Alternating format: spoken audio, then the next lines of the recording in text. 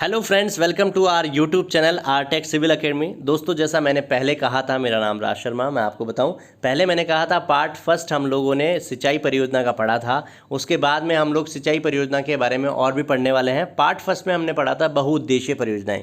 अब बहुउद्देशीय परियोजनाएं क्या होती है वो मैंने आपको वहाँ पर बताया था उस पार्ट में भी, कि बहुउद्देशीय परियोजना का मतलब ये होता है कि राजस्थान और जो इंडिया में कौन कौन सी ऐसी परियोजनाएं हैं जिनका लाभ राजस्थान भी ले रहा है और बाकी राज्य भी ले रहे हैं। इसके अलावा उनके अलग अलग उद्देश्य हैं, ना सिर्फ सिंचाई करना बल्कि विद्युत का उत्पादन करना भी उनका प्रमुख लक्ष्य रहा है। तो वहाँ पर हम लोगों ने बहुउद्देशीय परियोजना के बारे में सारी चीज़ें पढ़ी। आज हम लोग यहाँ पर पढ़ने वाले हैं सिंचाई परियोजना के बारे में। वीडियो को पूरा एंड तक जरूर देखें। ये पार्ट सेकंड है। अगर आपने पार्ट फर्स्ट नहीं देखा है तो आप जाकर के हमारे YouTube channel R Tech civil academy में जाकर देखिए। सिंचाई परियोजना के पार्ट फर्स्ट के बारे में आपको वहाँ पर पूरा इन्फॉर्मेशन, पूरा वीडियो आपको मिल जाएगा। सेकेंड पार्ट आज हम लोग पढ़ने वाले हैं। तो चलिए फिर शुरू करते हैं। सिंचाई परियोजना के बारे में बात करेंगे। सबसे पहली सिंचाई परियोजना के बारे में बात करूँगा, नर्मदा नहर परियोजना। नर्मदा नहर परियोजना एक बहुत बड़ी परियोजना है। ये राजस्थान की ऐसी पहली परियोजना है जिसका संपूर्ण जो सिंचाई होती है वो फव्वारा पद्धति से होगी। ठीक है, तो ये नर्मदा नहर परियोजना है जिसकी संपूर्ण सिंचाई, राजस्थान की पहली ऐसी सिंचाई परियोजना है जिसकी पूरी जो सिंचाई है वो फव्वारा पद्धति से की जाएगी। ठीक है, उसके बाद में आता है नर्मदा जो परियोजना है वो कौन कौन से राज्यों की संयुक्त परियोजना है। वो है मध्य प्रदेश, राजस्थान, गुजरात और महाराष्ट्र की संयुक्त परियोजना है। अब देखिए, नर्मदा नदी परियोजना के बारे में बात कर रहे हैं तो पता होना चाहिए कि नर्मदा नदी कहाँ से निकलती है। तो ये देखिए, अमरकंटक की पहाड़ियों से ये निकलती है और गुजरात राज्य में इस नर्मदा जिले में ही सरदार सरोवर बांध भी बनाया गया है। सरदार सरोवर बांध जो है वहाँ से नर्मदा नहर निकाली गई है। ठीक है, अब ये नहर कहाँ जाती है वो आगे देखेंगे। नर्मदा नहर राजस्थान के जालोर जिले की सांचौर तहसील के निकट सीलू गाँव है, वहाँ से प्रवेश करती है। गुजरात में सरदार सरोवर बांध पर नहर बनाई गई, उस नहर का नाम क्या है? नर्मदा नहर। वो नर्मदा नहर राजस्थान के कौन से जिले में प्रवेश करती है? जालोर जिले के सांचौर जो तहसील है उसमें सीलू गांव में ये प्रवेश करती है। यहाँ पर नर्मदेश्वर घाट भी बनाया गया है। ठीक है, याद रखने के लिए काफ़ी है। अब नर्मदा नहर की कुल लंबाई कितनी है? 532 किलोमीटर है, जिसमें से गुजरात राज्य में 458 किलोमीटर और राजस्थान में कितना बहती है? 74 किलोमीटर। तो आप अंदाज़ा लगा लीजिए कि अगर नर्मदा नहर इतना पार्ट में अगर आ रही है, गुजरात राज्य में 458 किलोमीटर है, राजस्थान में 74 किलोमीटर है, तो अपना को जो जितना लाभ मिलना चाहिए वो उतना नहीं मिल पाता, कम मिल रहा है। ये एक परियोजना है। ठीक है, तो नर्मदा नदी अब कहाँ कहाँ इसकी नहर जो है वो कहाँ तक जाती है? नर्मदा नदी पर की परियोजना जो लंबाई है वो कहाँ से जाती है? जालोर में 65 किलोमीटर और बाड़मेर में जो है वो 9 किलोमीटर जाती है। देख लीजिए, 65 और 9 किलोमीटर, ये दो जिलों में बहती है, जालोर में और बाड़मेर में। ठीक है, आगे हम लोग पढ़ने वाले हैं इसके बारे में। नर्मदा नहर का मुख्य कमान क्षेत्र जो है वो कौन सा है? सांचौर जालोर में है और गुड्डामलानी बाड़मेर में है। ठीक है, ये मुख्य सिंचाई या मुख्य कमान क्षेत्र भी आप कह सकते हो। अब देखिए, नर्मदा नहर की वितरिकाओं की कुल लंबाई कितनी है? वितरिकाओं की लंबाई जो है वो कितनी है? 1403 किलोमीटर है। ठीक है, सरदार सरोवर बांध परियोजना जो है वहाँ पर कितने मेगावाट का उत्पादित करने का लक्ष्य बनाया गया था? वो है 1450 मेगावाट विद्युत उत्पादन करने का। ठीक है, इसके अलावा आगे हम लोग इसके बारे में और पढ़ने वाले हैं, वो ये है नर्मदा नहर परियोजना के अंतर्गत 3 लिफ्ट नहरें निकालने का एक लक्ष्य रखा जा रहा है, निकाली जा रही हैं। वो कौन कौन सी जगह पर हैं? सांचौर, बादरेड़ा और पनोरिया। ये 3 लिफ्ट नहरें हैं, वो यहाँ से निकाली जाएगी। कौन कौन से उससे निकाली जाएगी? नर्मदा नहर परियोजना के अंतर्गत 3 लिफ्ट नहरें निकाली जाएगी, सांचौर, बादरेड़ा और पनोरिया। ठीक है, उसके बाद हम लोग पढ़ने वाले हैं बीसलपुर परियोजना के बारे में। देखो, बीसलपुर परियोजना के बारे में पढ़ेंगे तो ये बीसलपुर पहले पता होना चाहिए कि किस नदी पर बना हुआ है। तो बनास नदी पर ये बीसलपुर बांध बना हुआ है, टोंक के समीप बना हुआ है। बनास नदी पूर्ण रूप से राजस्थान में बहने वाली सबसे बड़ी नदी है। याद है आपको, पार्ट फर्स्ट में मैंने कहा था जो चंबल नदी है वो राजस्थान की सबसे लंबी नदी है और सबसे बड़ी जो नदी है वो कौन सी है? माही नदी है, लेकिन वो राजस्थान की है, राजस्थान में नहीं है। अब मैं आपको बता देता हूँ, बनास नदी जो है वो राजस्थान में बहने वाली सबसे बड़ी नदी है, सबसे बड़ी नदी है। दोनों में डिफरेंस क्या है? राजस्थान की सबसे बड़ी लंबी नदी या सबसे बड़ी लंबी नदी का मतलब ये होता है कि कोई जो नदी है वो बाहर की है, यहाँ राजस्थान में बहती है और वहीं से निकल जाती है कहीं भी और भी जगह पर। ठीक है, लेकिन जो राजस्थान में बहने वाली जो नदियाँ हैं वो केवल क्या करती हैं? राजस्थान में ही पूर्ण रूप से बहती है और वहीं पर ख़त्म होती है। तो देख लीजिए, बनास नदी जो है वो कहाँ से निकलती है? खमनोर की पहाड़ियाँ राजसमंद से निकलती है। ठीक है, और बनास नदी पर टोडा रायसिंग कस्बा है टोंक में, उसके पास एक बांध बनाकर पानी को बीसलपुर जलाशय में एकत्रित कर लिया गया है और वहाँ से इसकी परियोजनाएं शुरू की गई है। पेयजल परियोजना सबसे ज़्यादा इसमें निकाली जाती है।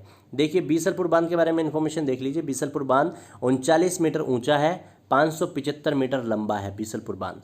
अगर आप बीसलपुर बांध से पानी को देखेंगे तो आप नज़ारा देखते रह जाएंगे, खूब दूर दूर तक पानी पानी दिखता है। तो आप सोच लीजिए बीसलपुर बांध तो इतना ज़्यादा लंबा नहीं है, उसके अलावा भी इंडिया में बहुत सारे ऐसे बांध हैं। तो आप सोच लीजिए कि कितना पानी होगा, कितनी ज़्यादा जलराशि होगी। आगे हम लोग देखते हैं बीसलपुर बांध के पानी को लेकर 2005 में एक विवाद हुआ था, जिस विवाद को नाम जाना जाता है सोयला कांड के नाम से। ठीक है ना, ये केवल एक इन्फॉर्मेशन मात्र है। इसके बाद हम लोग आगे पढ़ेंगे जाखम परियोजना। जाखम परियोजना क्या है? जाखम नदी पर बनाई गई होगी ऑब्वियसली। जाखम परियोजना किससे संबंधित है? जाखम नदी पर बनाई गई है। जाखम नदी जो है वो कहाँ है? देखो मैंने पार्ट फर्स्ट में एक चीज़ और बताई थी, 3 नदियों का संगम होता है, वो होता है बेणेश्वर डूंगरपुर में। कौन कौन सी नदी? माही नदी में 2 नदियाँ आकर के मिलती है। पहली नदी है सोम नदी और दूसरी नदी है जाखम नदी। ये दोनों नदियाँ आकर के वहाँ पर मिलती है। बेणेश्वर में यहाँ पर एक जगह है, वहाँ पर मेला भी लगता है और त्रिवेणी संगम है, आदिवासियों का कुंभ भी वहाँ उसको कहा जाता है। तो अब देखिए जाखम नदी क्या होती है? माही नदी की प्रमुख सहायक नदी है जो प्रतापगढ़ से निकलती है और कहाँ जाती है? बेणेश्वर धाम डूंगरपुर में माही नदी में मिल जाती है। जाखम नदी पर अनूपपुरा गांव प्रतापगढ़ में ही जाखम बांध बनाया गया है और जाखम बांध राजस्थान का सबसे ऊंचा बांध है। यहाँ से 2 क्वेश्चन निकल के आते हैं। पहला है राजस्थान का सबसे ऊंचा बांध कौन सा है? वो है जाखम बांध। और इंडिया का सबसे ऊंचा बांध कौन सा है? वो है भाखड़ा बांध। ठीक है, ये आपको याद होना चाहिए। नेक्स्ट हम लोग पढ़ रहे हैं राजस्थान में ही जाखम बांध के बारे में। तो जाखम बांध सबसे ऊंचा बांध है। ऊंचाई कितनी है? 81 मीटर और लंबाई कितनी है? 253 मीटर। राजस्थान में जाखम परियोजना के निर्माण से आदिवासी क्षेत्रों में भी सिंचाई और पेयजल उपलब्ध किया जा रहा है। अब उसके बाद पढ़ेंगे पांचना बांध के बारे में। देखो पांचना बांध जो है वो कहाँ पर है? करौली में है। ठीक है, गुडला गांव करौली के पास गंभीर नदी पर निर्मित किया गया है। गुडला गांव के पास ही गंभीर नदी पर 5 सहायक नदियाँ अटा, माची, बरखेड़ा, भद्रावती, बैसावा का संगम है। यहीं पे गुडले गांव में गंभीर नदी के पास पर। ठीक है ना, गंभीर नदी के इसी संगम पर 1000 मीटर लंबा जो है वो पांचना बांध बनाया गया है। इसके बारे में देखिए, राजस्थान का सबसे बड़ा मिट्टी से बना हुआ बांध है। मैंने बताया मिट्टी से बना हुआ सबसे बड़ा बांध है। पांचना बांध अमेरिका के सहयोग से बनाया गया। इसकी सिंचाई सुविधा कहाँ पर है? उपलब्ध है सवाई माधोपुर, करौली और भरतपुर में। ठीक है ना, ओके। नेक्स्ट हम लोग पढ़ेंगे जवाई बांध परियोजना के बारे में। देखिए जवाई बांध परियोजना कहाँ पर है, कैसे क्या है, इसके बारे में देखेंगे। पाली जिले में जवाई नदी पर जो है वो जवाई बांध बनाया गया है। जवाई नदी कहाँ से निकलती है? वो निकलती है पाली में ही निकलती है और लूनी नदी में मिल जाती है। लूनी नदी राजस्थान की सबसे खारी नदी के बारे में बोला जाता है, लूनी नदी। ठीक है ना, तो गोरिया गांव पाली से जवाई नदी निकलती है और लूनी नदी कहाँ मिल जाती है? लूनी नदी में मिल जाती है। जवाई बांध जो है वो एक सिंचाई वाला बांध है जिसे मारवाड़ का अमृत सरोवर भी कहते हैं। ये सवाल पूछा जा सकता है। मारवाड़ का अमृत सरोवर किस बांध को कहा जाता है? वो है जवाई बांध। ठीक है, उसके बाद देखिए सिंचाई व पेयजल सुविधा कितनी है? वो है पाली और जालोर में ये सिंचाई जो है सिंचाई भी उपलब्ध कराता है, पेयजल उपलब्ध कराता है। उसके बाद देखिए मेजा बांध परियोजना। मेजा बांध परियोजना क्या है? कोठारी नदी है भीलवाड़ा में, वहाँ पर 1972 में एक बांध बनाकर शुरू किया गया था। ये परियोजना शुरू की गई थी। मेजा बांध की जो पाल है वहाँ पर एक ग्रीन माउंट नामक पार्क विकसित किया गया है। ठीक है, ये सिंचाई किसको उपलब्ध कराती है और पेयजल किसको उपलब्ध कराती है? ये है भीलवाड़ा को ही उपलब्ध कराती है। तो मेजा बांध किससे रिलेटेड है? भीलवाड़ा से। ठीक है, इसकी पाल पर एक ग्रीन माउंट नामक पार्क बनाया गया है। तो ये सवाल पूछा जा सकता है कि ग्रीन माउंट पार्क जो है वो कौन सी परियोजना से संबंधित है? वो है अपने मेजा बांध परियोजना से। नेक्स्ट हम लोग पढ़ने वाले हैं अजान परियोजना। अब देखिए अजान परियोजना क्या है? भरतपुर जिले में गंभीर नदी पर राजा सूरजमल द्वारा निर्मित एक बांध बनाया गया जिसका नाम है अजान बांध। ये बांध जो है वो केवलादेव घना पक्षी विहार, वहाँ पर पानी उपलब्ध कराया जाता है इससे। इसी बांध से केवलादेव घना पक्षी विहार है भरतपुर में, उसमें पानी उपलब्ध कराया जाता है। और इस अजान परियोजना या इस अजान बांध में पानी कहाँ से डाला जाता है? वो है पांचना बांध से, जो मैंने ऊपर बताया था। उसके बाद देखिए मोती झील बांध। मोती झील जो संबंधित है वो है भरतपुर की लाइफलाइन कहा जाता है मोती झील।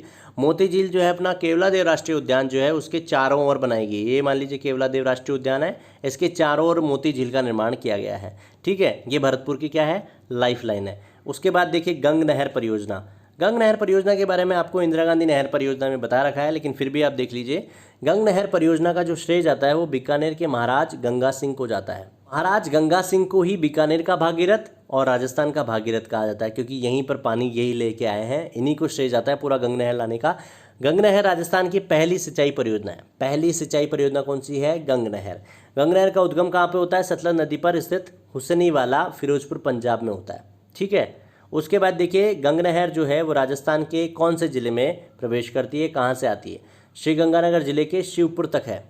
श्रीगंगानगर जिले के शिवपुर तक जो है वो गंग नहर है। इसकी टोटल लंबाई जो है, टोटल लेंथ कितनी है? 129 किलोमीटर, जिसमें से पंजाब में कितनी है? 112, और राजस्थान में कितनी है? 17 किलोमीटर। इससे सिंचाई का फ़ायदा कौन लेता है? सिर्फ और सिर्फ श्रीगंगानगर जिला लेता है इससे सिंचाई का फ़ायदा। नेक्स्ट हम लोग पढ़ेंगे, अब वैसे तो पूरे सिंचाई परियोजना कंप्लीट हो चुकी है, लेकिन एक टेबल है उसको याद कर लीजिए, उससे समझ में आ जाएगा, आपको समझ में आ जाएगा सारी चीज़ें। सिंचाई परियोजना के बारे में बताऊंगा और जिला कौन कौन से हैं, राज्य कौन कौन से हैं, उससे रिलेटेड। रावी व्यास नदी जल समझौता किससे है? राजस्थान, पंजाब और हरियाणा से। माही नदी किससे संबंधित है? राजस्थान और गुजरात से। चंबल नदी किससे संबंधित है? राजस्थान और मध्य प्रदेश से।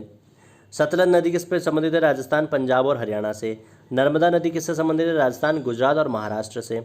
और इसके अलावा देखिए यहाँ पर यमुना नदी। अब देखिए, यमुना नदी जल समझौता किससे संबंधित है? राजस्थान, हरियाणा, हिमाचल प्रदेश, दिल्ली और उत्तर प्रदेश से संबंधित है। भाखड़ा नांगल परियोजना किससे संबंधित है? पंजाब, हरियाणा और राजस्थान से। नर्मदा नहर परियोजना किससे संबंधित है? राजस्थान, गुजरात, महाराष्ट्र और मध्य प्रदेश से। भरतपुर नहर किससे संबंधित है? राजस्थान और उत्तर प्रदेश से। इंदिरा गांधी नहर परियोजना संबंधित है राजस्थान, पंजाब और हरियाणा से। तो दोस्तों, आज के वीडियो में इतना सब कुछ बता दिया गया है। आपको 2 पार्ट में सिंचाई परियोजना और बहुउद्देशीय परियोजना समझा दी गई है। पार्ट फर्स्ट पहले अपलोड हो चुका है और पार्ट सेकंड अब अपलोड हो गया है, जिसे आप देख रहे हैं। और इसके अलावा मैं बताना चाहूँगा आपको, ज्योग्राफी के बहुत सारे टॉपिक हमने कवर कर लिए हैं। ऑलमोस्ट ज्योग्राफी कंप्लीट होने वाली है। फिर भी अगर कोई टॉपिक रहता है तो हम लोग जल्दी उसका वीडियो आप लोगों के सामने लेकर के आएंगे। आप लोग देखिए वीडियो और हमारे यूट्यूब चैनल को सब्सक्राइब कीजिए, ताकि जो नोटिफिकेशन है वो आप तक पहले पहुंच जाए और आप वीडियो देख पाएँ। इसके अलावा आप एक और काम कीजिए, अपने दोस्तों में, रिश्तेदारों में और बाकी लोगों में इस वीडियो को शेयर कीजिए, ताकि राजस्थान की जो भी तैयारी कर रहे हैं राजस्थान जीके के रिगार्डिंग, चाहे वो MSSB का जेई का पेपर हो या पटवारी का पेपर हो या कोई भी जो राजस्थान की वैकेंसी है उसकी तैयारी कर रहे हैं, तो ये टॉपिक्स बहुत ज़्यादा पूछे गए हैं, बहुत ज़्यादा क्वेश्चन इनमें से आते हैं। तो आप खुद भी तैयारी कीजिए, औरों को भी तैयारी करवाइए। Thank you so much. और आगे के वीडियो देखने के लिए हमारे यूट्यूब चैनल को सब्सक्राइब करके बेल आइकन ज़रूर दबाएँ।